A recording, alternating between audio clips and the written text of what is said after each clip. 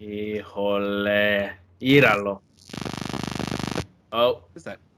We can recreate it. Let's do it. We can recreate it. Did anyone else getting a weird noise? Yeah, there's some weird feedback. It's gone now, though. Okay. E. All right. We're good. All right. Welcome back, everybody. Welcome back. Howdy. Hello. Welcome back. Welcome back, the boys. Welcome back, the viewers, the subscribers, the listeners, wherever you may be, with your hands on the wheel, sitting at a desk, making some pasta, whatever the fuck our listeners do. I feel like there's probably some degenerates in there, which I can get down with. We can get down. We can get down. We can get down. We can get down. Dude, why was I thinking of that song last night and you just brought it up? Honestly, I was legit listening to that. And Trying to get down, dude. Oh man, rolling like thunder. Stop, man. No, we can't. We can't. We've do been on an John Elton right John kick lately, but yeah, who knows?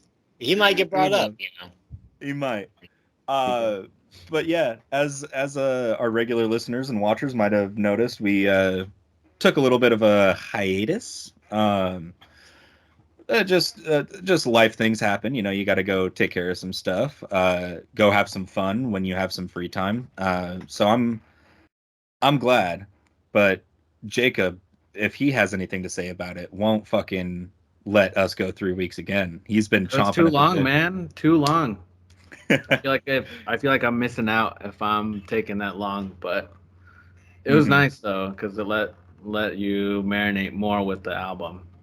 Yeah, I appreciate it a lot more when we have more time. So yeah, and it's you know, even though our albums weren't that long, you know, I feel like if one of us had done a pretty massive album, it would have been nice. But it's also nice because we got to just put all three. At least what I would do is I would just put all three on back to back to back and just let it eat.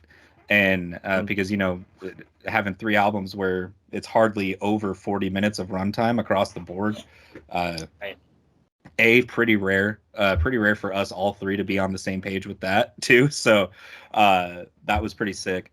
But no, and we all did some unique stuff, you know, so it was kind of a tougher pill to swallow, not as far as like the music sucked or was hard to listen to, but it was all pretty unique, even though there was kind of like some of the, like two of the albums were kind of a Venn diagram, kind of not. But it was fun to, you know, like you said, Jake, kind of marinate on them. And then I know we all kind of had, you know, did our own thing, had some fun. So, but with that being said, this is episode 44 of Whatchu Spinnin.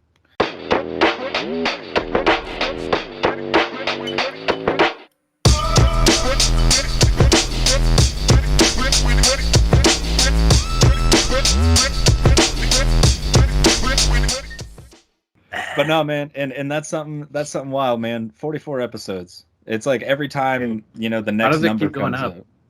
Exactly, dude. I know how math works. It never like stays still. I know how math works and time and, you know, episodicals work, but man, the fact that we've been doing like this. That long. No. I was looking back because I keep track of all the picks on my phone, and I look back to when I started with you guys, and I'm like, wow, it doesn't feel like that many albums have been talked about, but we just keep going and going and going and talking about such great music. Like all the artists that we've all brought up are so unique and so amazing, and so hopefully people that have heard this and listened to this have been able to discover that music like we did and enjoy it as much, because man, it's kind of funny every time that I listen to like a song on an album that we've brought up in my mind, or I'll even say it out loud with who I'm with. I'm like, oh yeah, we brought this up episode 36 like 4 weeks or something. That's cool. I am insufferable with that. I'm fucking insufferable with that, dude. I'll be like, oh yeah, you know, and then fucking Fugazi, we covered that on episode 11. Sail of the Seas of Cheese, you know, that was about like episode 30 some odd, you know. I'm a piece of shit when it comes to, because it's just it's you know, this is our passion project, guys. And so no, it is the baby. Fuck it. Oh my god. Let's go. Let's go. But yeah, with that, let's go. let's go ahead and dive right on into the subject matter for this week with Jake's pick for this one. I'm super stoked to kind of get some background on this. Yes. So this is Yves Tumor, Heaven to a Tortured Mind.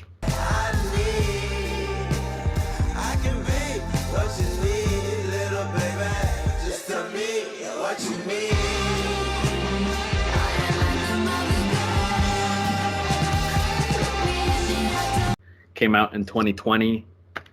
This is it's a gatefold. There's a lot of glare, but Could see it. It looks cool. Yeah, real interesting, real experimental. Yves Tumor, he's been making music for a while now. He actually just dropped a new album like this year. I haven't heard the full thing, but this one caught my eye. Came out in 2020. Really kind of opened up, I guess, more genres of music to me, because this kind of falls into the indie category, but kind of indie rock at some points. Yeah, definitely real interesting. A lot to talk about. So, yeah, what are you guys' thoughts on it? Fucking wow. Honestly, the musicianship behind this is pretty unreal. You get in the vocal, like his voice is so nice. It's like if you want to talk about like textbook fitting the mold for indie music, not necessarily because it's like, indie has nowadays, ever since like the 2010s, it's kind of grown into something that has multiple subgenres. You've got indie pop with 1975 that we just covered, indie rock, more the Strokes kind of feel, and this one is kind of all of those with smashed in with like some indie electronic kind of thing going on, which I really, really dug. And his voice, he's kind of got this Lenny Kravitz mixed with Prince kind of feel, and it's just all together. It's like textbook indie music, in my opinion, as a whole. Yeah, it was cool. I mean, I saw people like kind of compare him in a way to Prince and to David Bowie. Yeah, I was gonna say, like, he has that kind of vibe, like just with his performance vibe and just how he writes music and performs in general. He just has that overall, like, don't give a fuck and just be who you are, which is really cool. And he's got some early influences. He cites Throbbing Gristle, which is kind of a weird industrial band from the early 70s, 80s, as a major influence on his musical direction, which is kind of cool because, like, so that's a throwback to just throw that out there. And you're just like, what? Yeah. Right. So hearing that, knowing that he has that kind of influence, you can kind of, for me, I could hear that in his music. It was just very experimental and very like almost ahead of its time in a sense. He's got that Bowie presence, and just the way he looks on stage he looks like Prince, a little bit. So yeah, I like it. Yeah, and one of the things I like about Spotify is it does the like moving kind of background instead of the album art being still. It'll just kind of have like a video. And this morning while I was doing my notes, I was just sitting there watching all of them because they'll just loop, and I was like, this guy has such an interesting fucking aesthetic. Like they're just, their whole shtick is super cool, and I like that. I like that a lot. And then you pair that with the music, to where some tracks kind of they kind of do kind of fit a mold, kind of sound similar to each other, and then you'll get something that's just like, whoa, like what the hell was that? So I feel like I ask this of you guys all the time. How did you stumble upon Yves? I don't remember. I think it was probably another one of the, or no, hold on. Cause I do remember, cause I talked to Callie about this. I asked her if she had this, and she was like, no, I don't have it. And I was like, oh, it'd be cool if you did. You better get that in. I didn't say it like that, but I insinuated it. So then like a week or two later, like I went in and she had it already, and she was like, hey, just came in, Yves Tumor. I was like, oh, cool. I picked this up, heard it, liked it. I had seen things that like people liked it for a good album, and around this time too, 2020. I mean, I was listening to a lot of music. I feel like a lot of people were doing that and a bunch of other stuff because COVID was going on, so we had some more free time. This came up somehow. I got more into the artist. His previous album to this one, super good also. It has some really good songs. Safe in Hands of Love. That album's also super good. So yeah, I just kind of dove into this guy's album, his catalog, and yeah, it's real different. The way that he expresses himself too, he's real outgoing, he's real out there, and you could tell that on his style and the way that he plays, because some of it is really experimental.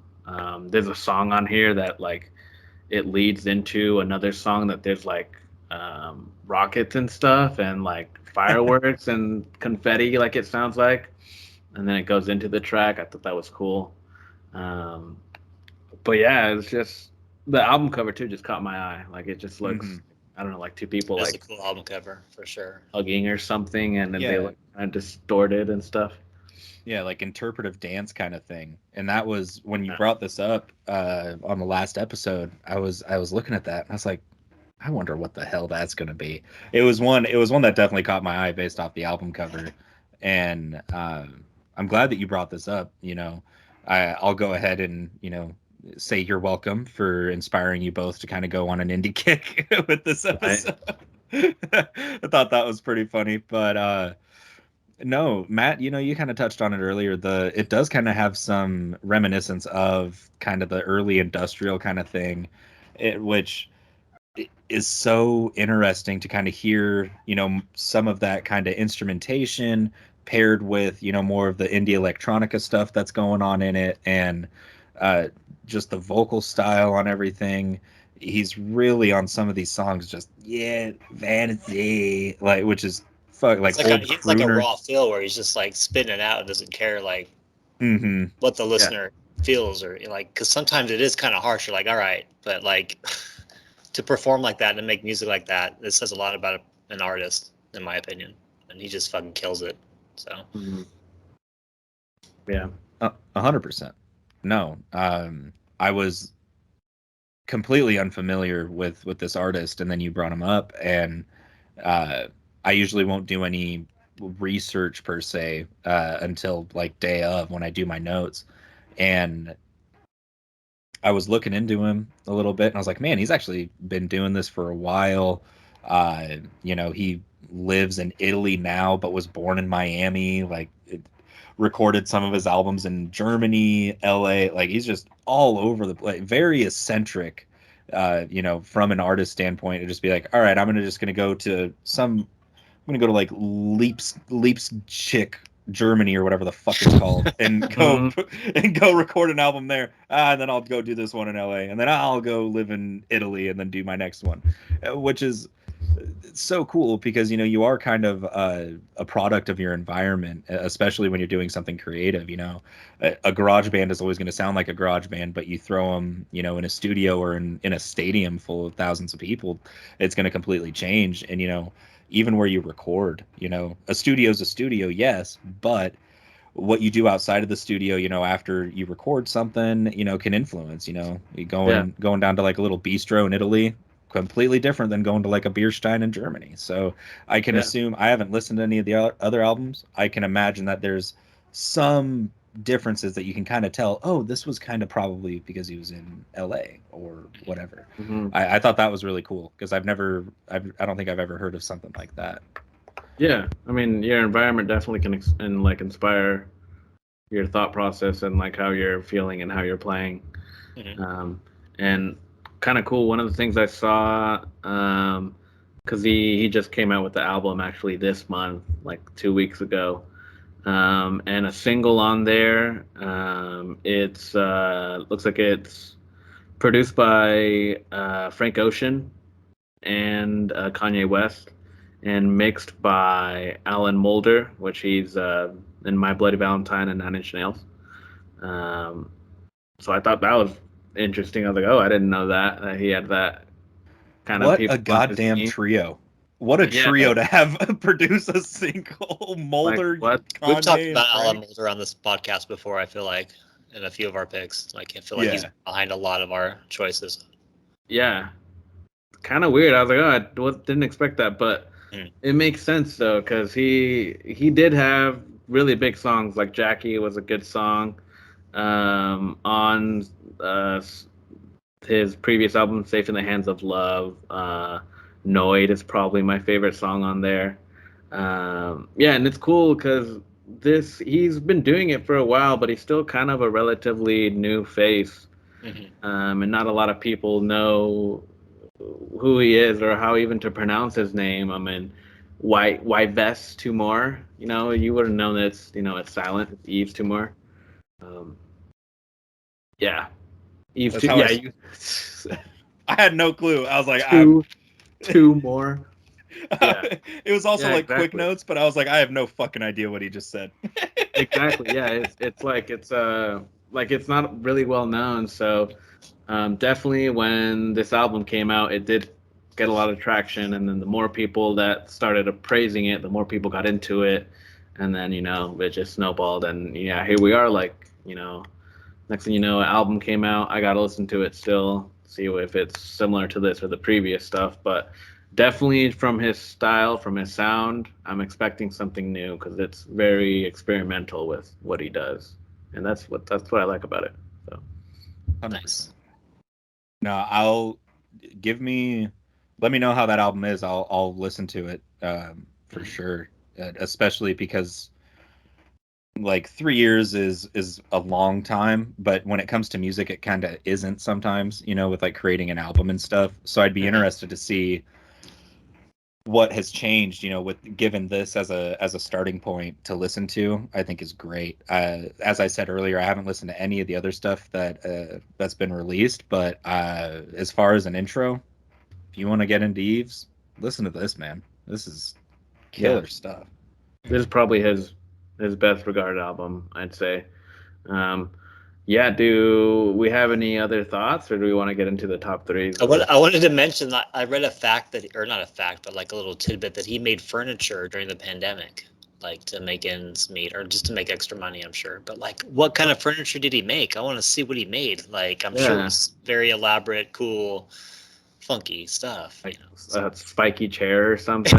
Like I don't know. Like it sounds like it. Yeah, like that's kind of cool. Like to be that like artistic or craftsmanship, to use your hands and build something. Oh yeah. I'm not like that. So for somebody to do that and make money, even though they're already doing something else, I don't know. Kind of a that's cool. I gotta look into that. I'm imagining like I don't know, like a couch that's just made out of like pin needles or something spiky or something that hurts. Yeah, right. Artsy. I don't know. That's cool though. I didn't know that. Some BDSM furniture. Yeah. Right. Yeah, if we want, we can go into top threes. I'll start it off. Go ahead.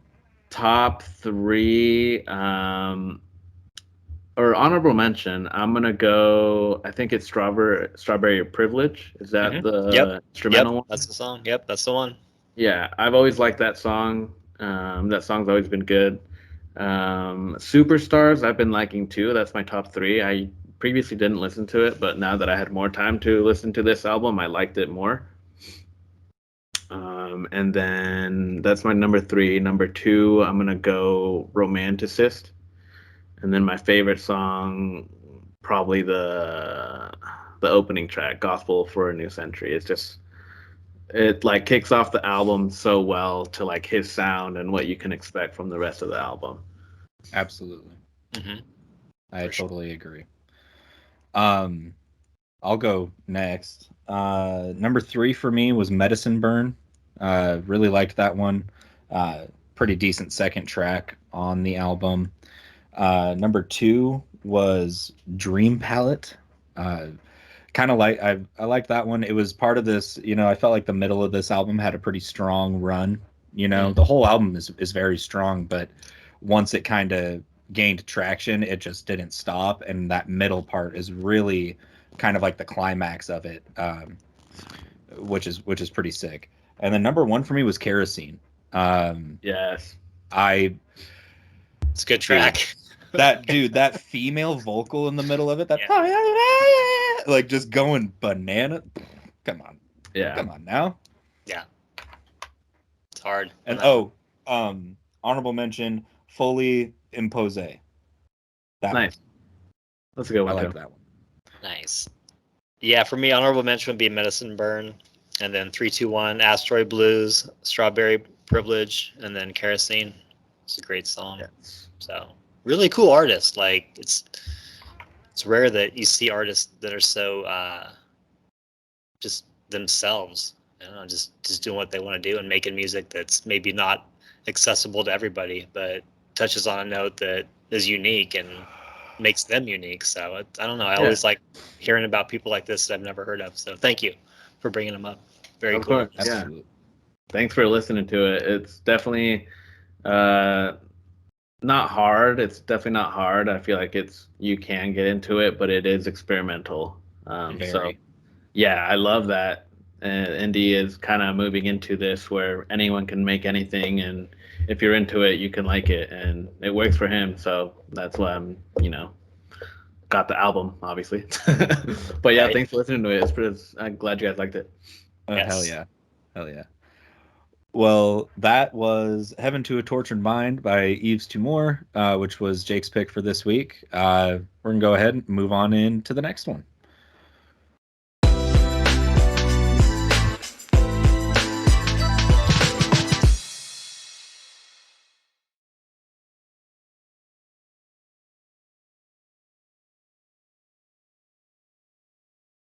Let's dive on into the next pick for this week's episode, which is my pick for this week, which was Something Wrong Here by REZZ.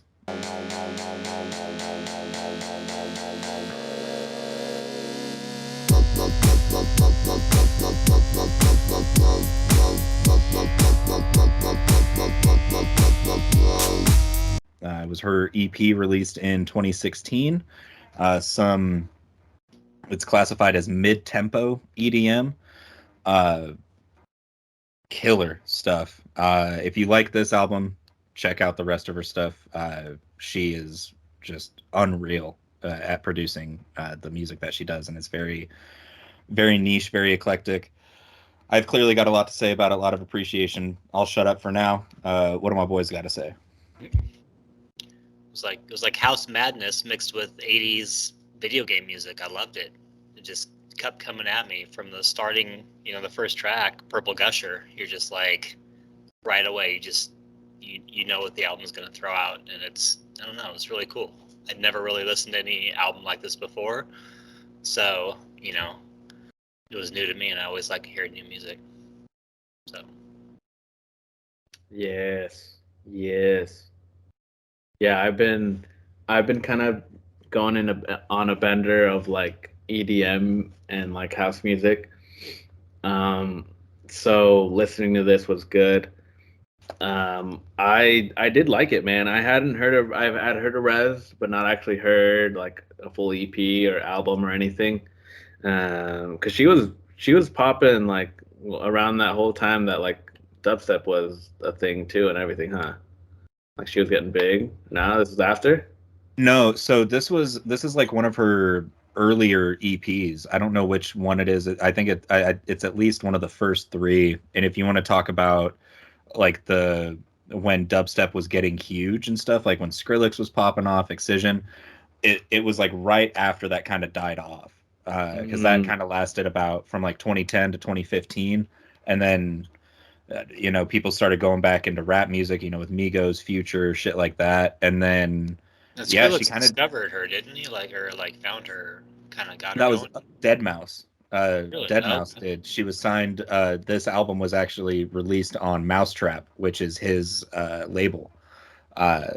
So it was kind of right after the hype behind this genre had died down, and kind of started. She kind of just quietly, gained traction, and now she's one of the bigger names in the game as far as that goes. And she puts on. I've never been to a live show.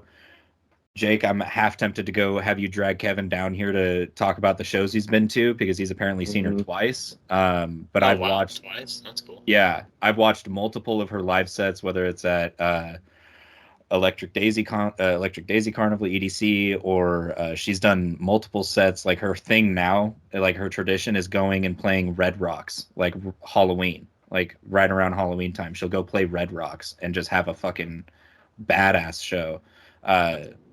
Fantastic. Yeah.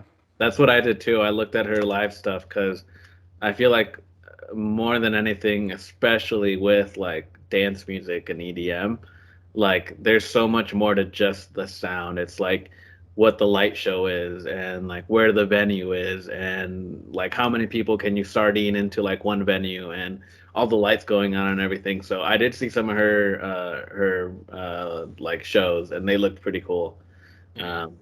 So yeah, that's pretty badass. But yeah, I feel like if she would have came out like earlier, she would have been huge. She would have been huge. Absolutely, she would have been. Because I've heard of the name. I've heard of the name. Just I didn't know that it was after like everything had happened. And it was so shortly after, because a lot of that stuff, like the dubstep movement and everything, as far as like being mainstream level popular, was kind of such a flash in the pan back in the 2010s that it was, kind of off by the wayside within 5 years. And she came, like, she was doing stuff kind of at the tail end of it and was putting stuff out, but she really, like, this EP in particular was what like kind of skyrocketed her a little bit. And then now, she just started her own label too, actually, and is starting to do stuff. She just put out an album. I don't know I think it was like late 22, maybe like early 2023, but her newest album is really good too, Spiral. All of her other projects. REZZ for me was, I got introduced to REZZ by some guy. I don't even know his fucking name. I was DJing my friend's birthday party, and I was like starting to do some like, house music, some like, more like mellow dubstep kind of thing. And this guy came over to me and he's like, "Hey, have you ever heard of REZZ?"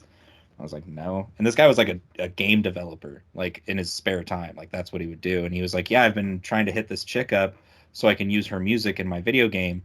And it was like some weird Rocket League kind of fucking game he was building. And he's like, "I've been trying to use her music. Actually, I have a video that I put on YouTube of like gameplay with one of her tracks."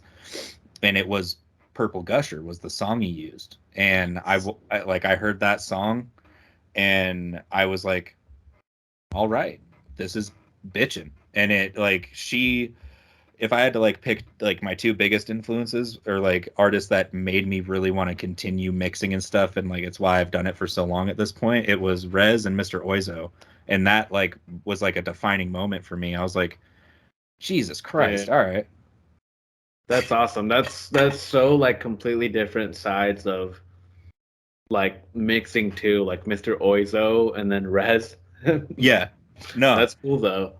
Yeah, and then the really first thing I ever like recorded and was confident enough to like put out was on SoundCloud was a mix. It was a song that's on her next album or on her next EP. I can't remember the name of it off the top of my head, but it's a song called Relax, and I mixed it with Closer by 9 Inch Nails. And that was the first thing that I was like confident enough to be like, all right, this actually kicks ass. I'm going to put it out there. So REZZ and her music mean a shit ton to me personally, because she's been a huge inspiration for me in multiple facets of my life. But yeah, had to tell that little diatribe right there, because I think that's pretty cool.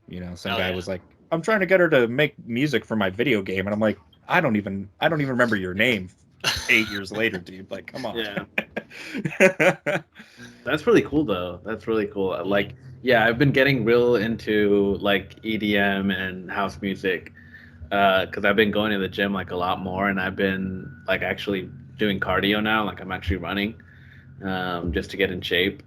And I've been listening to like a lot of Fred again, some Fortet, REZZ. I was listening to that this whole time. So yeah, it was good. And for an EP, like EPs, they're typically pretty small.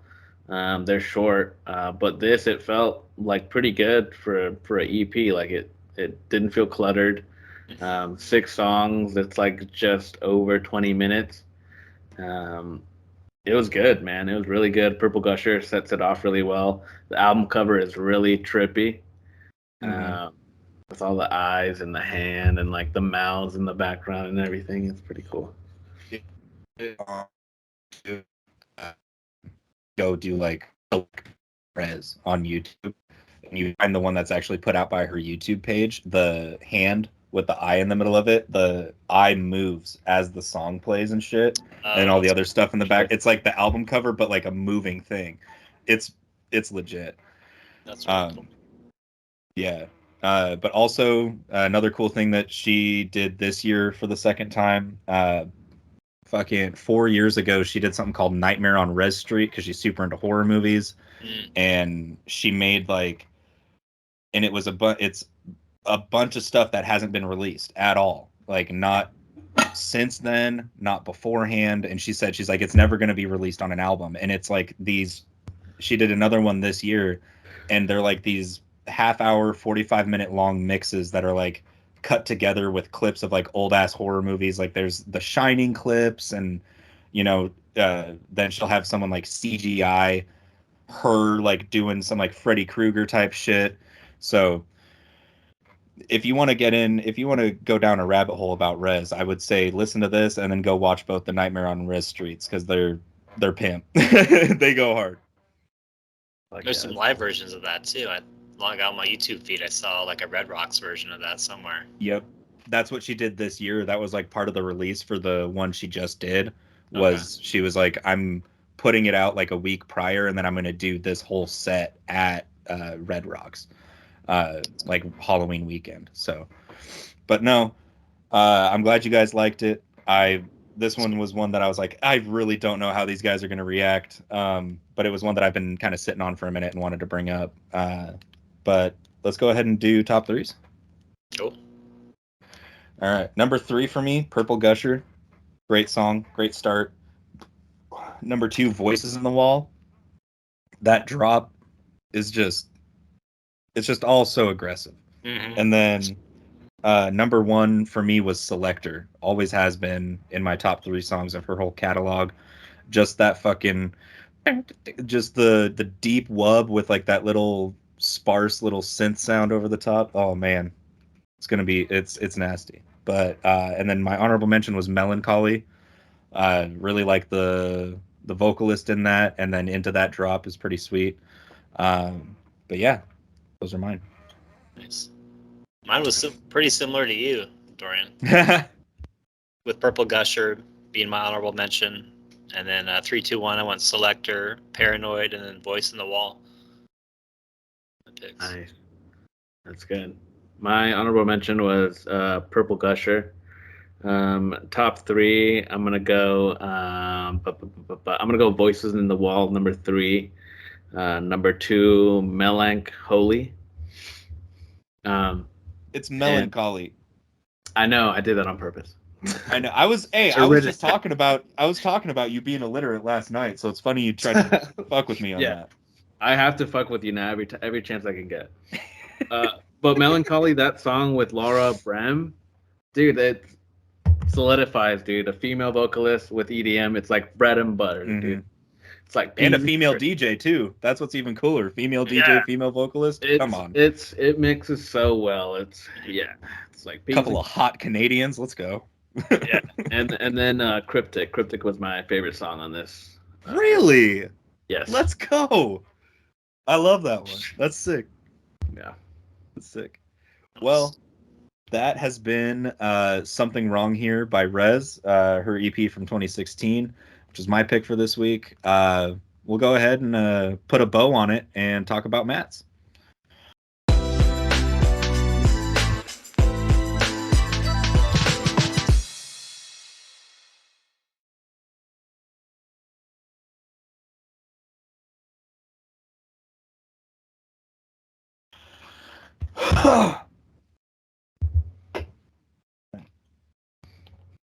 Put a bow on it. Tie it up. The other album is Mass Manipulation, by the way, which came out literally a year after Something Wrong Here.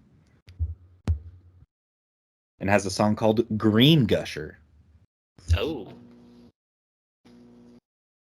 Yeah. Lol be. Mama keep chasing him out with the brush.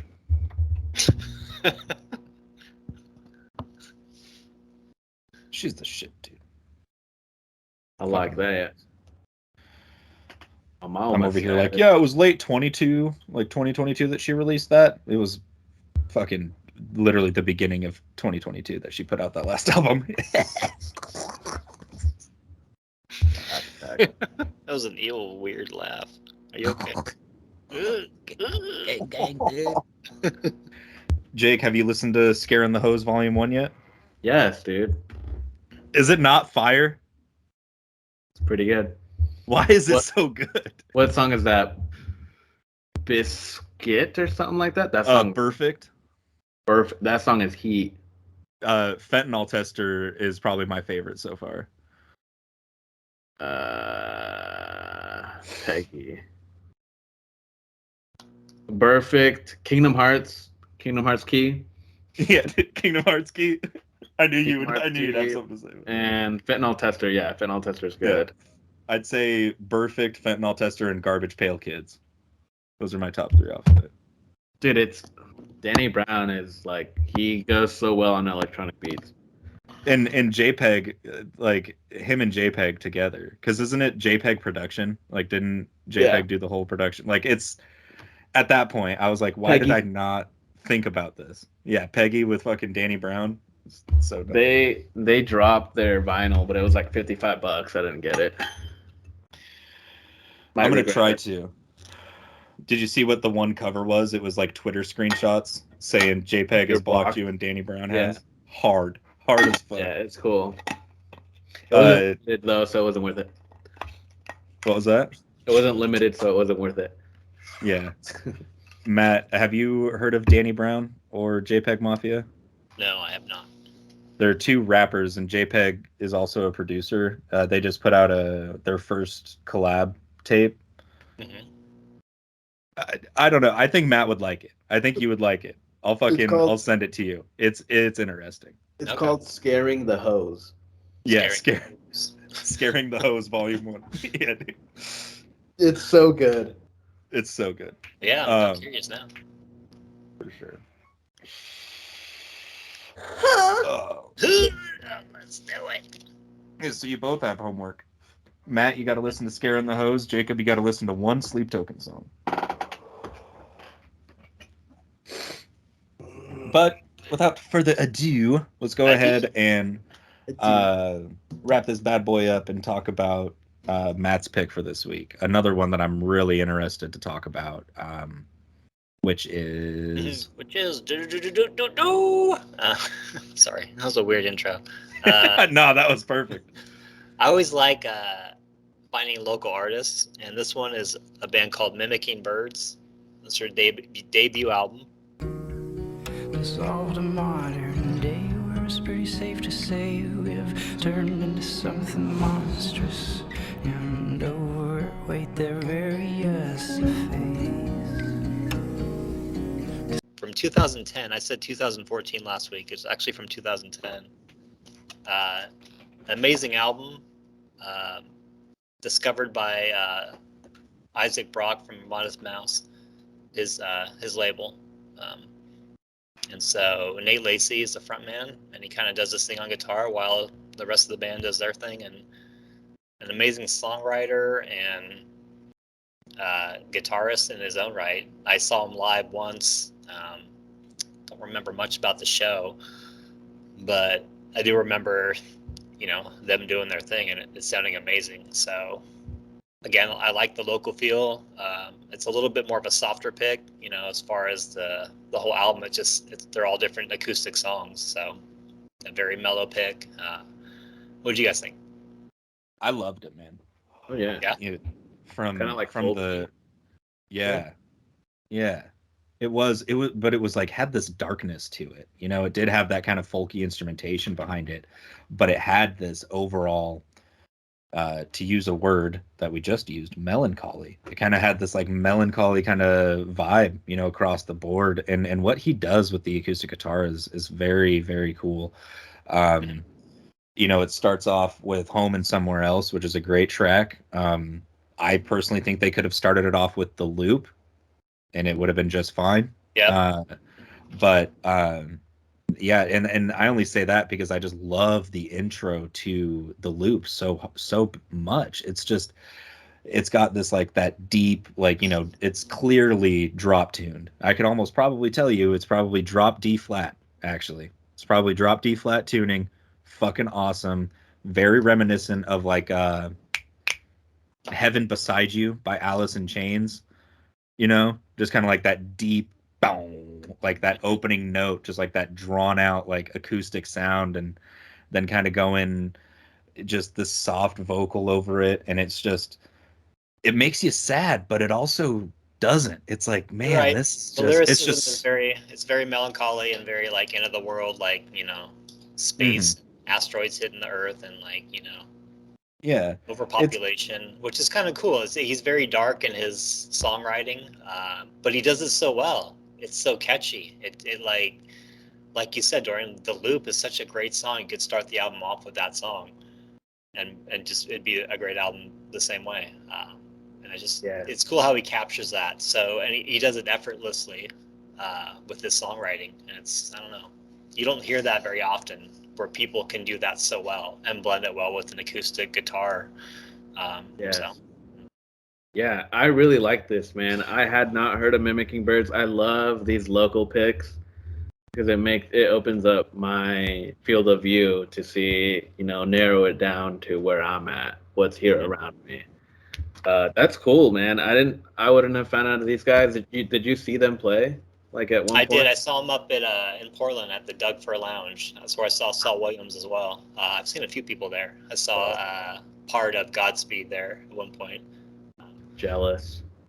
A cool venue too. It's like a bar up top, and then downstairs is a stage. But it was a quick show, and they did a few songs, some newer stuff. But it was just him and two other people doing their thing, and it sounded just like an album. So yeah, like I've said before many times on this cast, when anybody can do that live the way they do on an album, it's it says remarkable. It says something about that musician for sure. Yeah, like when you don't have to rely on like effects or the crutches of a studio, the stuff that you can do in post or whatever, it says a lot. It does. Mm-hmm. It does. Yeah, and I've been like I like this album because it has that acoustic guitar mainly. I've been getting back into guitar. I just picked up like a month ago my electric guitar from my parents' place, and I've been playing that. So listening to this, it's gotten me more like into it. Like it makes me want to get an acoustic again because I used to have one. Yeah, like a loop pedal at least, right? And just start. It makes me want to get like then just like pick up the guitar and play it. Burning Stars, I love the intro to that. The Burning Stars intro is super good, and then it kicks into like that folk song. It's like that folky feel. But yeah, I love the guitar work on this. It sounds like it's doable with enough repetition. You could learn it, and that's what I want to do. Like I'm still trying to figure out how to get my feel again with guitar and how to get back into it. So. This I feel like is definitely something I'll try picking up and learning some of these songs because, they have a great sound to them, and it's super good. This whole album is super good. And I didn't even know they were local until like recently. But my brother introduced me to this band, back like in 2010. I remember working like in between jobs, going through some midlife crisis bullshit and working for the M's and working as like a suite attendant, and I could like listen to music because I was doing that, and I had the loop going on one night, extra innings. It's dark. It was a great view of the moon. It was so perfect, and I just remember that song just resonating really well with me. It's a memory I'll always have about that time of my life, but whenever music can do that and bring you back to a memory, it's really cool. Exactly. No, and I echo your sentiment, Jake. Like I've talked about, me playing music on here multiple times, but I I was almost to the point where I was like, you know what, motherfucker, I gotta learn that opening to the loop. Like, fuck the rest of the song. I just want to know that. Like, it's just, and it's not just even that song. I think like you guys already know what my number one song is going to be. I've mentioned it 3 fucking times. It's probably all our top threes for sure. But no, it's like, and it's something throughout, or when he's even strumming chords, his strum patterns are super unique, and it's it really speaks volumes, to we just talked about Yves Tumor, and that's definitely like an indie fucking album.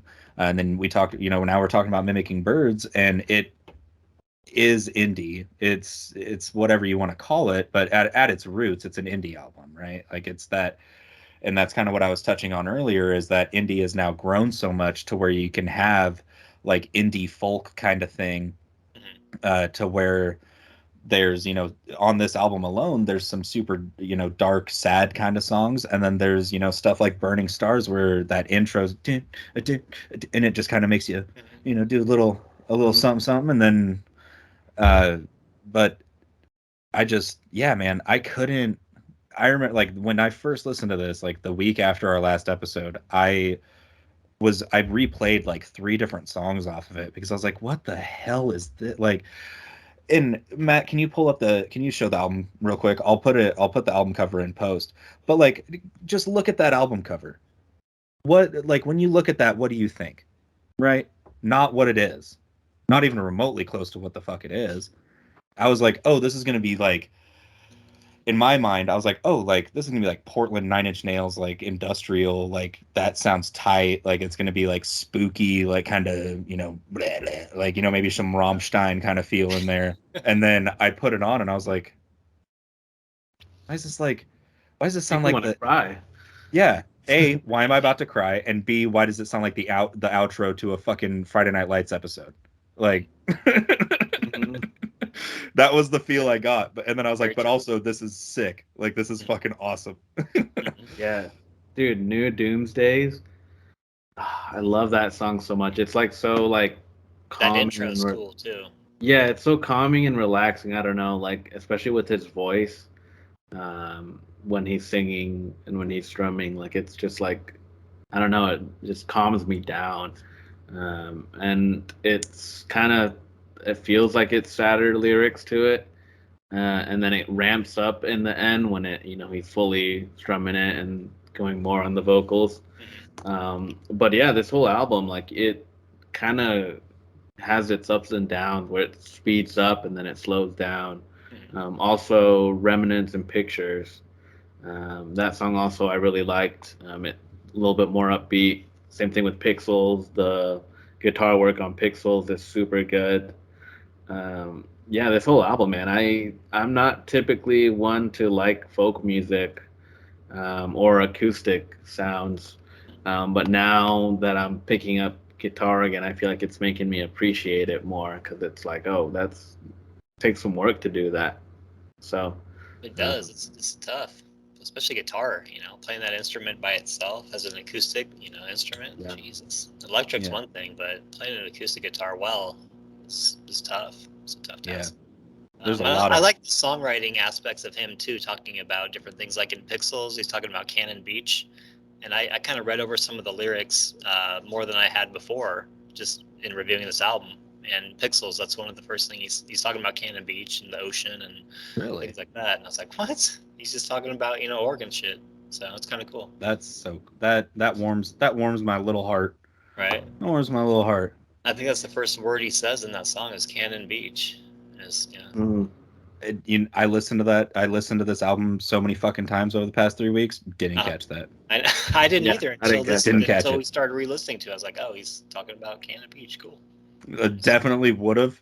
I used to live on the coast. Like, definitely should have caught that. Mm-hmm. I didn't. I did not. I did not know that. I'm glad you guys liked it. It's a unique pick and kind of different and a little bit slower. So yeah, you guys found some unique flavor. No, I'm so glad you did, because and I can already tell that this is going to be one that I revisit. I've already added a couple of songs off of this to some of my playlist that I revisit throughout the week when I'm not listening to the stuff for the cast. So thank you for bringing this up. Like Jake said, I never would have heard of these guys unless I looked up like a 50 bands you need to know about in Oregon list. Yeah, like, if I would have had to like Google something hella specific in order to stumble upon these guys. Or, you know what I mean?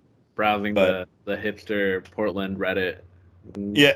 I'll bring this up at some point. Lost Connections, Portland, Oregon. Yeah. No, man, solid. Like, definitely solid. I love this. I'm gonna try to play some of these songs because yeah, it's so good, and they have other stuff too. I'm curious. Their to see what their follow up album is decent. It's got a few bangers on it. Not like this. It's a little faster, but it's a couple cool songs. But it definitely has that like you said, Dorian, that Friday Night Light kind of feel to it sometimes. Like it's very epic. Like the song's just gonna take off or something. So. There's one song that I think it was more of like a vocal standpoint for me. But there's a song by a band called Eastern Conference Champions that I found from Friday Night Lights. I cannot remember the name of it off the top of my head, but from a vocal standpoint, it sounded just similar enough. And then the acoustic part, I was like, oh yeah, this is like Matt Saracen's dad just died in Friday Night Lights, and this is what's fucking playing. Like that was the fucking that was the vibe. In case y'all couldn't tell, I love that fucking show. Yeah, I watched it. I'm on my third rewatch of it ever. Oh shit, dude, it's a good show. It's a good show. No, it was a great show. But no, great pick, dude. For real, as always. Yeah, appreciate it. I'll throw my top threes in there. Yep. Let's do it. And like I said earlier, like it was tough. Listening to this album, right when I talked about it. I was like, oh, I know my top three. I know what I'm gonna pick. But listening to it the last couple weeks, I was like, nope, and we're gonna start over. So, honorable mention is gonna be The Loop. And then 3, 2, 1, I'm going Home and Somewhere Else. 10%. And then my favorite song was New Doomsdays. Man, that song, like you said, Jake, is calming, and something about that guitar work. It's just very even with the lyricism, it's so deadly, but it's good. It's good. And like to start off a song with like hitting a kind of a higher, like a strained kind of high note like that. Oof. What does it say in the intro to that? It's like. It sounds like a dialogue to like a chapter, like a reading. They're talking about making a soup, like an onion soup. Yeah, something like that. When listening to something like subjects. That. Yeah, that's cool. And then it goes into it. If I'm going top threes on this, honorable mention, I'm gonna go Pixels. Honorable mention. Top three, I'm gonna go The Loop. Remnants and Pictures, and then New Doomsdays. I fucking love that song. Hell yeah. I'm gonna be an outlier here. Nice. Honorable mentions for me: Cabin Fever and Them. Oh, nice. Really liked those two. Liked them, but not enough to get into the top three. Top three was Pixels, New Doomsdays, and The Loop. 3, 2, 1. Okay. The Loop is it's making a strong case to end up on my Spotify top 5. I've listened to the shit out of that song in the past 3 weeks. I have listened to the fuck. It'll do that to you. That's what you're mean to this band. Is that song?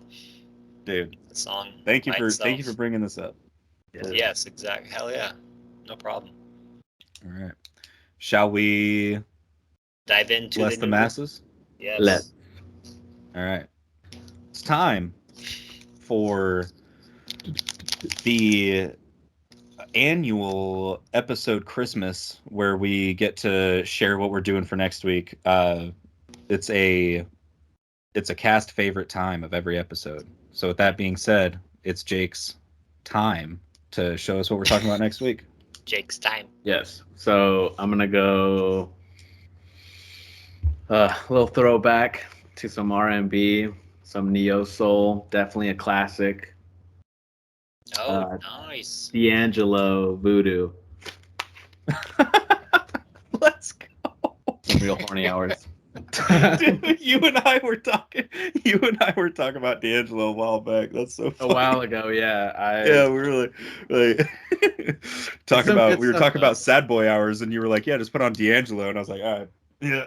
Yeah, it's some good stuff though. You guys will like it. There's definitely a lot more songs that are super good on the album that I caught on to last time I heard it. So Hell yeah. Well, I'm a creature of habit, so I got to go back to the hard stuff. You wanted to. So I'm going All's Well That Ends Well by Kyotos. Another post-hardcore pick. I can't remember what year it came out. I think it was within like a year or two of their Only Chasing Safety by Under Oath. It was when this genre was getting really big. I feel like this is a band that if you know that genre, you know this band, but outside of that, like people might not really know about them. But I fucking love it. I'm sure you guys will too. All's Well That Ends Well by Kyotos. Nice. I'm excited for that one. I went back and forth and I changed my mind again. So here we go. Coming back from 1996. Going with Nas, It Was Written. shit. We should have been talking about this a while ago. Cover my face. Yes. There we go. Damn. Yeah. Damn. Come on now. There's, Hey, I'm just gonna go with that. Call it that. Nas is coming. Nas is coming. Nasty Nas. Nasty Nas is coming. Yeah. Dude. Love a good Nas pick, love a good New York hip hop pick. So that's fucking, and It Was Written is a great album. His best album. Shout out to the first ep. We did cover Illmatic, and then we did talk about we briefly mentioned it, in talking about Illmatic, we did mention It Was Written. So I'm glad that we actually get to cover it fully. I love revisiting artists that we've done before. I almost revisited one today, but decided against it. That would have been fun though, if we did two albums that we've already done in that artist. But anyways, we'll save all that for next week. This has been episode 44 of Whatchu Spinnin. Great picks this week. Fantastic picks next week. As per usual, I'm Dorian, joined by Matt, joined by Jacob. My brothers in arms. We'll be back next time to talk about some great fucking music. Thanks for stopping by.